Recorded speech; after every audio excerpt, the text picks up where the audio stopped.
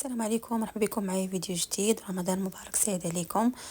اليوم ان شاء الله غادي نقدم لكم واحد التحليه اقتصاديه وكتجي بارده ومنعشه وكتجي لذيذه بزاف.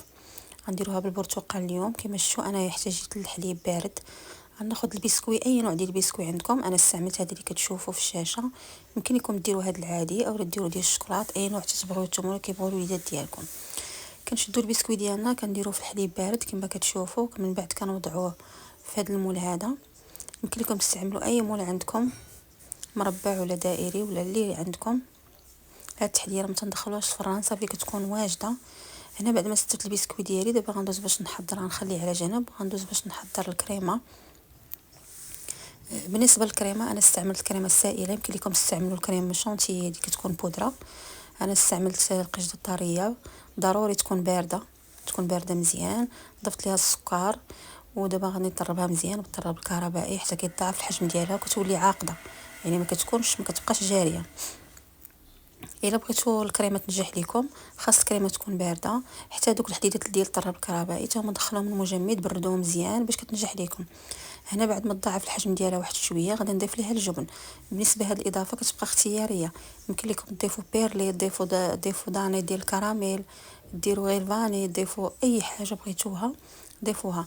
انا ضفت 2 معالق ديال الجبن، وضفت واحد قشور ديال البرتقاله محكوكين باش ندير النسمه ديال البرتقال. يمكن لكم تضيفوا حتى النكهه الا كانت عندكم ضيفوها.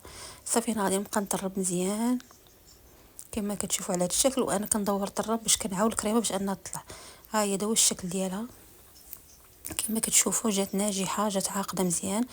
ملي كتحسوا بالطراب صافي بدا يعقد لكم، بدا كيتقال، عرفوا بان صافي راه الكريمه ديالكم موجوده. هنا غادي نجيب المول اللي وضعت فيه البسكوي. غندير الطبقه الاولى ديال الكريمه. غادي نحاول نبسطها بحال هكا بالمعلقه كما شفتوا. صافي غادي نضيف عاوتاني طبقه اخرى من البسكوي. بالنسبه للبسكوي فانا هاد اللي غندير ديال الطبقه الثانيه ما تنحتاجش ان نرطبه في الحليب، حيت ديجا غادي تحطيه فوق من الكريمه فهو غادي يرطب بالكريمه. صدقوني التحليه راه ساهله دغيا كتوجد. صراحه انا دغيا وجدتها، ويعني دغيا ما كتحتاجش منكم وقت كتير ولا مجهود. تقدروا تعطيوها كاع لوليداتكم ما يوجدوها من يجيو من المدرسه، هما يوجدوها غادي يفرحوا بزاف بانهم غادي يديروها. وفي نفس الوقت ما تخافيش عليهم حيت ما فيهاش شي حاجه، غير طربي لهم الكريمه وعطيهم يبركوا ويبقاو يمونطيوها بوحدهم. كيما شفتوا انا دابا درت البسكوي ديالي. حتى ديال الشوكولاته وراه غتجي زوينه.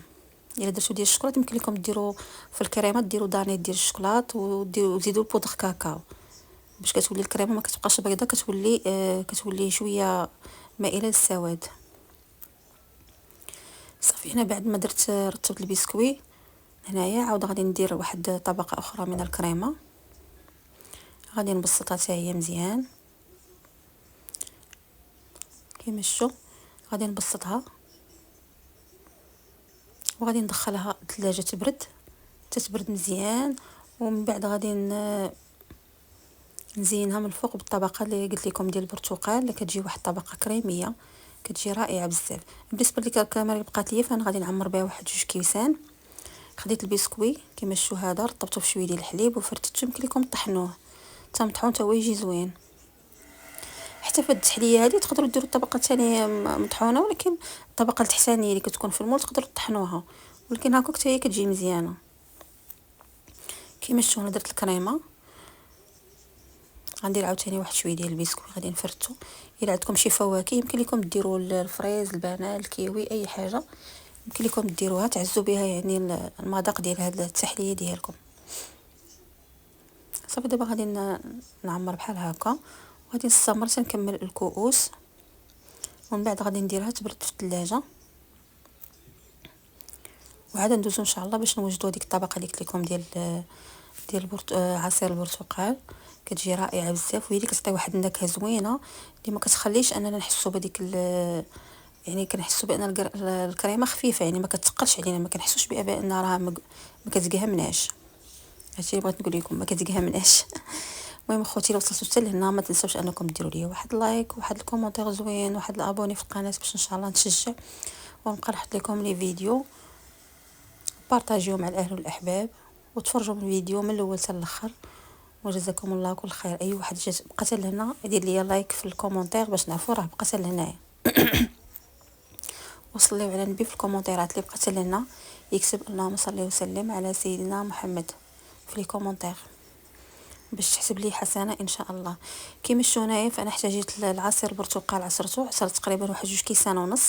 كفاتني في هذه الكميه اللي درت ديال التحليه ودوك 2 كيسان كفاتني نيشان. كنتو غديروا غير هذيك المول اللي درت، غديروا 2 كيسان ديال البرتقال، غتضيفوا ليه السنيده وضفت واحد 1.5 ديال المايزينا. صافي غادي نحركوها مزيان حتى ما كيبقاوش عندنا دوك الكويرات، وعاد كنوضعوها على النار.